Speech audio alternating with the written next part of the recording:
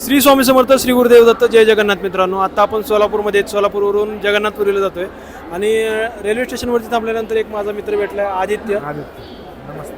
हा पुण्यावरून आलाय आणि हे त्यांचे मित्र आहेत. हे पूर्ण मित्रपरिवार आहे आणि यांच्यासोबत काय झालंय हे आपण त्यांना विचारू. काय झालं?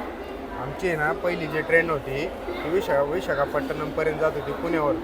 ती आमची रिशेड्यूल आणि डायव्हर्ट ट्रेन झाली. त्याच्यामुळे मग आम्ही दुसरी ट्रेनमध्ये कोणार्क एक्सप्रेसमधून आम्ही आता प्रवास करणार आहे.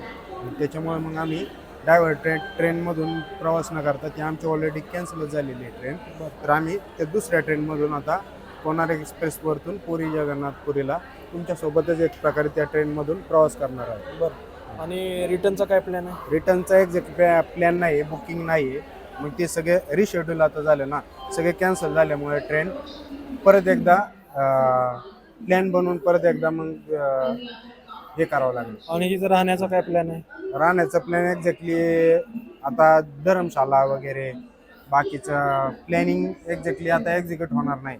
पोचणार तर त्या टायमापर्यंत नाही. त्याच्यामुळं आमचं परत एकदा मग बुकिंग वगैरे आम्हाला करावं लागणार. तर मित्रांनो, बघू शकता, फक्त एक ट्रेन कॅन्सल झाल्यामुळे यांचा पूर्ण शेड्यूल बिघडला आहे.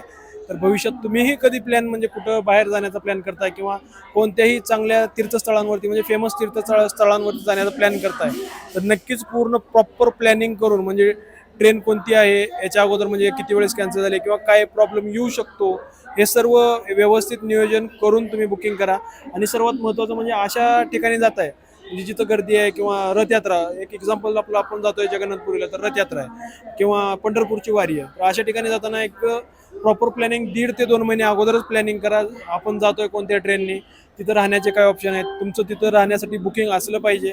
कारण पावसाळ्याचे दिवस आहेत, आता सध्या तर पावसाळ्याचे दिवस आहेत आणि जगन्नाथपुरीमध्ये पाऊस असणार आहे, मला तर वाटतं असणार आहे. पण पाऊस पडल्यानंतर यांची तर भरपूर परेशानी होणार आहे मला वाटतं. तर त्याच्यामुळं तुम्ही जर कधी जाताय भविष्यात, तुमच्यासाठी हा व्हिडिओ बनवतो की तुम्ही कधीही भविष्यात कुठेही जात असाल तर प्रॉपर प्लॅनिंगने जावा, हे तुमच्यासाठी एकदम योग्य असेल.